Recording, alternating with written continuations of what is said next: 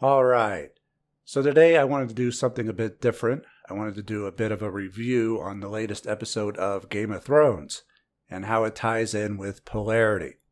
So if you're not caught up with the most recent episode of Game of Thrones, which as of this recording is Season 8, Episode 5, the penultimate episode of the entire series, then you will want to skip this video until you have done so, as there will be major spoilers revealed.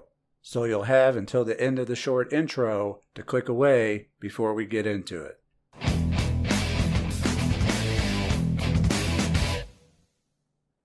Alright, so I don't watch much TV.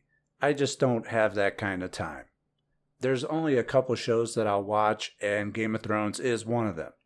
Now in this video I'm going to assume that you are familiar with Game of Thrones so that I don't have to explain any character backgrounds or situations to you. And if you're not familiar with Game of Thrones, then you need to stop watching this video and go watch the show.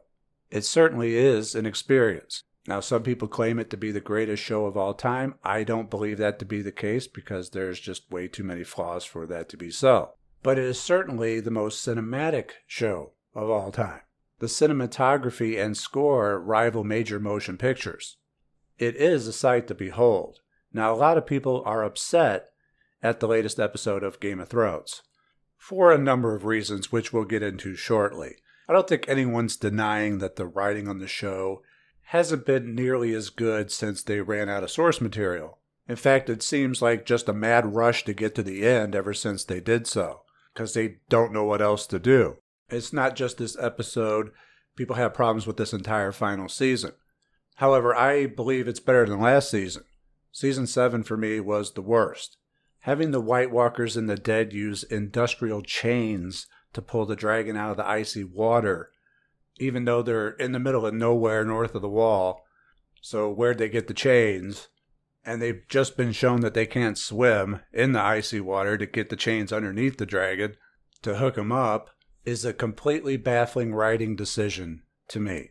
And to make it worse, they've established that the Night King can just raise his arms to raise the dead. So they should have known that he didn't even need chains. He could have just raised his arms and had the dragon fly out of the ice, which probably would have looked cooler.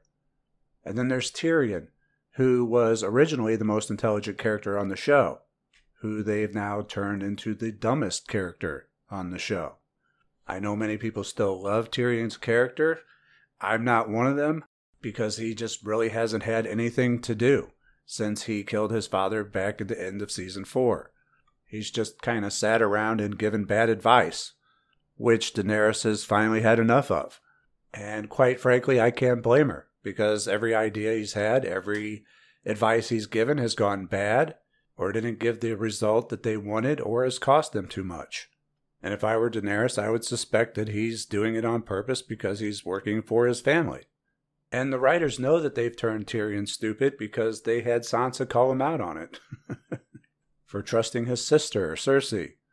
Now, if he returns to Daenerys after witnessing what she had just done to King's Landing, then Tyrion will be dumber than even I thought possible. If he doesn't take off his Hand of the Queen badge, throw it on the ground, and go into hiding immediately, then he has no intelligence left and he's just asking for it. She's already threatened him not to fail her again, which he's done by letting his brother Jaime go, and then he watched her go full Mad Queen on King's Landing. If I were him, I would not return. We'll see if he does, though. So the writing hasn't been on par with, say, the first 4 seasons. I don't think there's anyone that's going to deny that.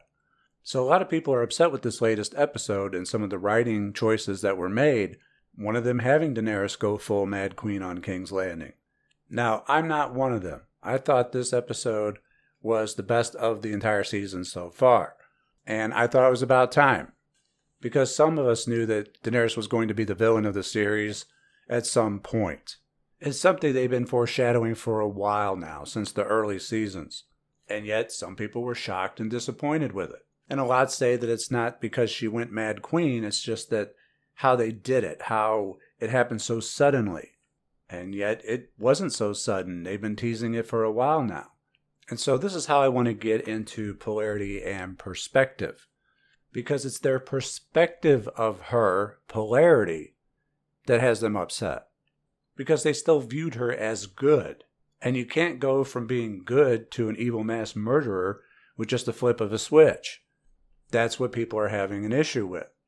But see, she was never really good. She was more in the middle. She was the administrator of justice.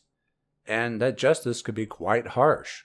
And in order to deal justice effectively, you have to be in the middle to be able to see both sides, both viewpoints. In order to balance the scales, you have to be in the middle. But people perceived her as being good because, baby dragons. And occasionally she would conquer cities and free their slaves. Or rather have the slaves free themselves with her backing. But she would also do things such as threaten to burn entire cities to the ground when she got angry. And now she's just made good on that threat. She lost 2 of her dragons. She just lost Missandei, her most beloved and trusted aide. Jon Snow's rejecting her advances now. Tyrion keeps giving bad advice. People are betraying her. And she finally snapped. The seduction of revenge was too great. And she decided to burn them all, just like her father.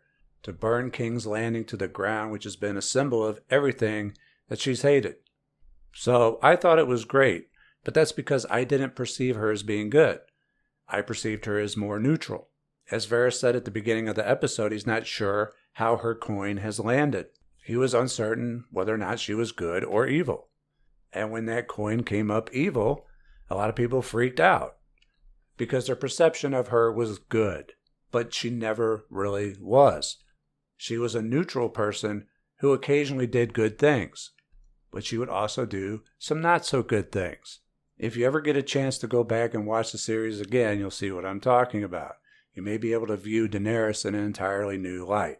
But for a lot of people, it just didn't make sense. Because for her to flip to evil that quickly when they perceived her to be good wasn't understandable. What happens when polarities change too fast or opposite polarities are introduced to each other suddenly? Well, there's chaos and violence. It clashes. It's like introducing a warm front and a cold front. They create violent storms. Throw a bunch of left-wingers and right-wingers into a room together and see if they work out their differences. But it was never really that way in the show. It was just people's perception. Another character that people had problems with was Jaime Lannister. But once again, their perception was off. Jaime started as an evil character and had a bit of a redemption arc to where people thought he was a good character again. But time and again, he would remind everybody that he does everything for Cersei. In the middle of his redemption arc, he threatened to kill every man, woman, and child in River Run as long as he can get back to Cersei. So he was never really a good character. Now, I admit that Jaime and Cersei's deaths were a bit weak, but I'm okay with it. The Red Keep collapsing down on them could be a symbol for their house collapsing. At first, I'm like, that's it, but the more I thought about it, he did say he wanted to die in the arms of the woman he loves, and he loves Cersei, so he got what he wanted. It's just a really, really terrible thing to do to Brienne, though. But he was never a good guy, and tells Brienne as much as he leaves. He was just a really mixed character. He was more neutral. He would do bad things, and he would do some good things. But time and again, he would always say that it was for Cersei. So when people say that it didn't make sense for his arc for him to run back to Cersei, yes, it did. It's the only place that made sense for him to run. They came into this world together. They were going to leave this world together. Clegane Bowl was great. Again, they went out together in the fire. If there's any part of the episode that I didn't much care for, it was probably Varys being executed. He probably should have left Dragonstone before he openly conspired to write letters against Daenerys. But it is as it is. I'm looking forward to the final episode. The only thing I don't want to happen is I don't want Arya to be the one to kill Daenerys. For her to kill Walder Frey, the Night King, and Daenerys, I feel that would be a bit too much. She's already OP and her plot armor is way too thick. She should have been killed probably 5-6 times this past episode. So I hope it's not her. I hope it's Jon. He really hasn't had much to do this season other than bow to Daenerys and refuse the throne. So I'm hoping they finally give him something to do. Right now I have a score of 9 in the Game of Thrones Deadpool that I'm in. Some of my picks I would have changed immediately after the Battle of Winterfell, but they were already locked in. We probably won't see Yolen Royce again or Tormund, so I'm fairly certain that a lot of the ones that I marked down as dead will survive. Of course, the final episode will air long before this ever is released on YouTube, so we will already know. And that will about do it. That is my take on the penultimate episode of Game of Thrones, entitled The Bells. I hope you enjoyed it. Leave a like and share this video if you did. Follow me over at Twitter and consider joining us over at Patreon and Subscribestar, where all supporters get early access to Mystery School videos before they're available elsewhere. I'm Frater Xavier. Thank you for listening, and take care.